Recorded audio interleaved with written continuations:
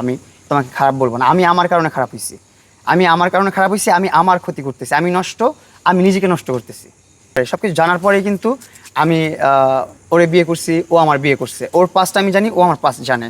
একদম ভুল কথা। আসলে ঝগড়া যে জিনিসটা, এটা ওর সাইড থেকে শুরু হয়েছে। ও যেটা বলছে যে বিয়ের 4 দিন থেকে ঝগড়া শুরু হয়েছে, আমি ওর সাথে ঝগড়া করার জন্য ওর বিয়ে কেন করবো? আর ওরে বিয়ে করার পর থেকে ওর কাছ থেকে কখনো আমি কোনো অ্যামাউন্ট চাইছি, আবদার করছি যে আমার এত টাকা দিতে হবে, এটা করতে হবে, সেটা করতে হবে, এরকম কোনো সম্পর্ক ওর সাথে আমার ছিল না। এটাও আমার চোখে দিয়ে তাকে কখনো বলতে পারবে না, কারণ ও একদিন হলো আমাকে ভালোবাসছে, না আমি ওকে ভালোবাসছি। ওর কাছে আমি কখনো টাকা দেখে যাইনি। টাকা দেখে গেলে, ব্যবসা করতে গেলে, আপনারা জানেন এটা তো অনলাইনেই প্রকাশ করা যায়, অনেক মানুষ আছে যারা আমাকে অনেকভাবেই চায় যে তাদের সাথে আমি থাকি, তারা অনেক টাকা পয়সা দিয়ে, বাড়ি গাড়ি দিয়ে আমাকে রাখতে চায়, কিন্তু আমি তাদের সাথে থাকতে চাই না, কারণ তাদেরকে আমি ভালোবাসি না, তাদের সাথে আমার কোনো রিলেশন নেই। কিন্তু মোহনাকে আমি ভালোবাসতাম, মোহনার সাথে আমার একটা রিলেশন ছিল। রিলেশন চলাকালীন ওর সাথে আমি অনেক কিছু করছি, আমি উল্টাপাল্টা করছি, অ্যান্ড রিলেশন চলাকালীন ও অনেক উল্টাপাল্টা করছে।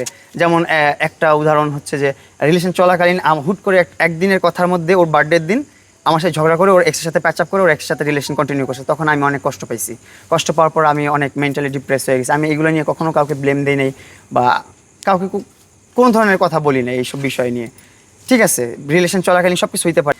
বিয়ে করার আগ মুহূর্তে কি হয়েছে এগুলো বলে এখন লাভ নাই, কারণ সব কিছু জেনেই আমি ওরে বিয়ে করছি, ও আমার বিয়ে করছে।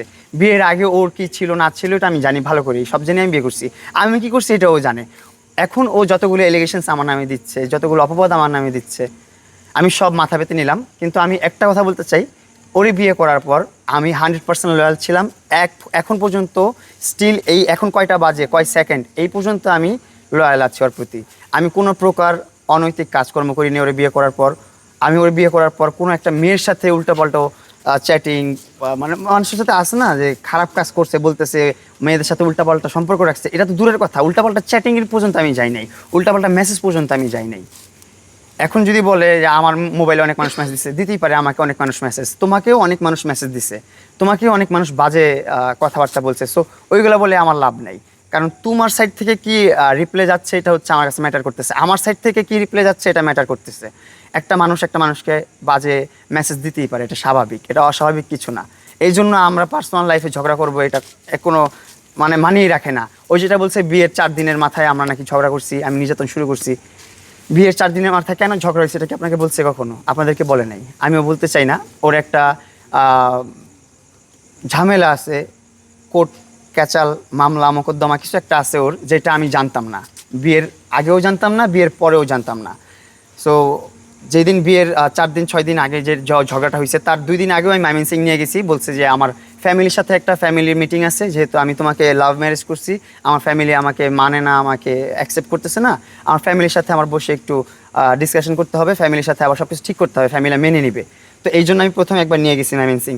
নেওয়ার পর ও বললো যে মামার সাথে কথা হয় নাই। মামা হচ্ছে ওদের ফ্যামিলিতে নাকি অনেক থাকে না, একটা ফ্যামিলিতে একজন হেড থাকে যার কথা সবাই শুনে। তো ওর মামার কথা নাকি ওর ফ্যামিলি সবাই শুনে, মামা নাকি ওই দিন সময় দিতে পারে নাই।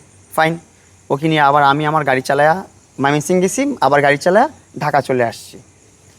আসার পর আবার 2 দিন পর বলতেছে যে মামা আজকে সময় দিছে আমাকে, আজকে আমি মামার কাছে যাব, মামার সাথে মিটিং আছে, পারিবারিক মিটিং। ঠিক আছে, পারিবারিক মিটিং, এটা তো আমার সাপোর্ট করতে হবে, কারণ ও আমাকে লাভ ম্যারেজ করছে, ওর ফ্যামিলির এগেনিস্টে যে আমাকে বিয়ে করছে, ওর ফ্রেন্ড সার্কেলের এগেনিস্টে যে আমাকে বিয়ে করছে, পৃথিবীর এগেনিস্টে যে আমাকে বিয়ে করছে। ও আমাকে বলে আমি জঘন্য মানুষ, ঠিক আছে, আমি পৃথিবীর জঘন্যতম মানুষটা, এটা আমি অ্যাপ্রিসিয়েট করতেছি, আমি মেনে নিচ্ছি। আমি জঘন্য জানার পর তো তুমি আমাকে বিয়ে করছো, এই জন্য তো আমার এতটুকু করার মানে দায়বদ্ধতা আছে যে আমার নিয়ে যেতে হবে আমার বউটাকে ওর ফ্যামিলির কাছে, যে ওর ফ্যামিলির সাথে কথাবার্তা বলে ও ফ্যামিলিকে নর্মাল করুক, ফ্যামিলির সাথেও সম্পর্ক ঠিক হোক। সেকেন্ড ডেতেও আমি নিয়ে গেছি, পরপর 2 দিন।